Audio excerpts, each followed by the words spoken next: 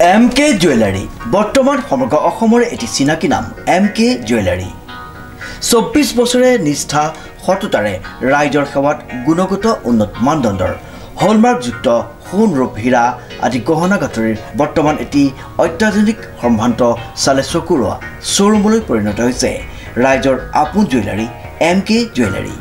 বিয়া বাৰু জন্মদিন বা অন্য কোনো বিশেষ মুহূৰ্তত আপোনজনক যদি সোণ ৰূপ হীৰা বা অন্য যিকোনো গহনা উপহাৰ দিব বিচাৰে তেন্তে MK জুৱেলাৰীক সদায় পাব আপোনালোকৰ কাষত।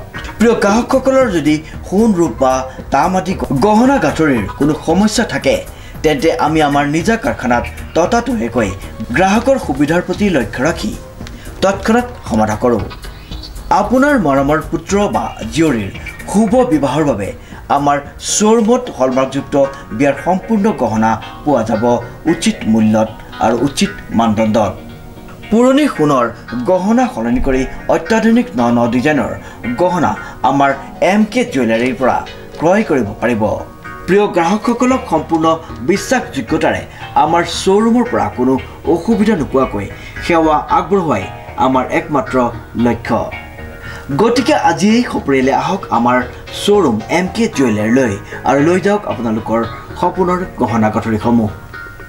আমাৰ ঠিকনা MK জুৱেলাৰী ৰূপহীয়ালি ষ্টুডেণ্ট গেলেৰীৰ কাষত। নমস্কাৰ, আপোনালোকে চাবলৈ আৰম্ভ কৰিছে নিউজ নাও আৰু মই অনুপম বৰা। বিশ্ব পৰিৱেশ দিৱসৰ লগত সংগতি ৰাখি মেলেংবাসী ৰাইজৰ উদ্যোগত মেলেং ব্ৰাহ্মণ গাঁৱৰ নামঘৰত অনুষ্ঠিত হৈ যায় এটি বৃক্ষৰোপণ কাৰ্যসূচী। নিউজ নাওৰ এক ৰিপৰ্ট। বিশ্ব পৰিৱেশ দিৱসৰ লগত সংগতি ৰাখি মেলেংবাসী ৰাইজৰ উদ্যোগত মেলেং ব্ৰাহ্মণ গাঁও নামঘৰত অনুষ্ঠিত হৈ যায় এটি বৃক্ষৰোপণ কাৰ্যসূচী। উল্লেখযোগ্য যে বিশ্ব পৰিৱেশ দিৱসৰ লগত সংগতি ৰাখি মেলেং ব্ৰাহ্মণ গাঁৱৰ নামঘৰৰ বাৰ্ষিক সভাত ছাত্ৰ ছাত্ৰী গাঁওবাসীৰ সৈতে যোৰহাটৰ গৌৰৱ বিশিষ্ট সাংবাদিক মহান বৰা, স্বাৱলম্বী যুৱক বিকাশ সন্দিকৈ আৰু অৰ্কিড বয় খ্যাত সমীৰ ৰয়ে ৰোপণ কৰে বৃক্ষ। ব্ৰাহ্মণ গাঁৱৰ ৰাইজ আৰু যুৱক যুৱতী আই মাতৃসকলৰ সহযোগত এটা খুব সুন্দৰ পদক্ষেপ লৈছে গছপুলি সংৰক্ষণ। এই গছপুলি সংৰক্ষণে মানুহৰ সমাজত এটা এই কাৰ্যসূচীয়ে সুদূৰ প্ৰভাৱ পেলাব বুলি আমি আশা কৰিছোঁ। আৰু গছ থাকিলে আৰু আজি মোক ইয়াত আমন্ত্ৰিত কৰাৰ কাৰণে মই সকলোকে ধন্যবাদ জ্ঞাপন কৰিছোঁ, উৎসাহিত হৈছোঁ। আৰু আমি আশা কৰিছোঁ যে মেলেং ব্ৰাহ্মণ গাঁৱৰ এই বাৰ্ষিক সভাৰ এই সভাখনত আজি যি বৃক্ষৰোপণৰ যি অনুষ্ঠানৰ আয়োজন কৰিছে, আমি আশা কৰিছোঁ এনেধৰণৰ বিশেষ অনুষ্ঠানতে নহওক, বাৰিষা কালচোৱাত এপ্ৰিলৰ পৰা জুনলৈকে যাতে সকলোৱে নিজৰ ঘৰৰ লগতে ৰাজহুৱা অনুষ্ঠানবিলাকতো এনেধৰণে গছ পুলি ৰোপণৰ এক প্ৰচেষ্টা অব্যাহত ৰাখে।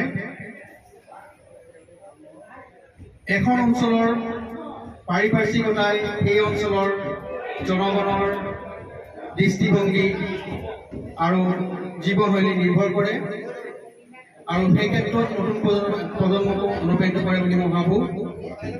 গতিকে আমাৰ প্ৰতিজন পিতৃ মাতৃয়ে নিজৰ সন্তানৰ জন্মদিনত ঘৰৰ বিশেষ অনুষ্ঠানত যাতে নিজৰ ঘৰৰ পৰাই সজাগতা আৰম্ভ কৰে, এয়ে মই আশা কৰিলোঁ আৰু ধন্যবাদ জ্ঞাপন কৰিছোঁ এনেধৰণে সজাগতা আৰম্ভ কৰাৰ কাৰণে। আমি আমাৰ বন্ধু সমীৰ ৰয়ৰ ৰিপৰ্ট, নিউজ নাও।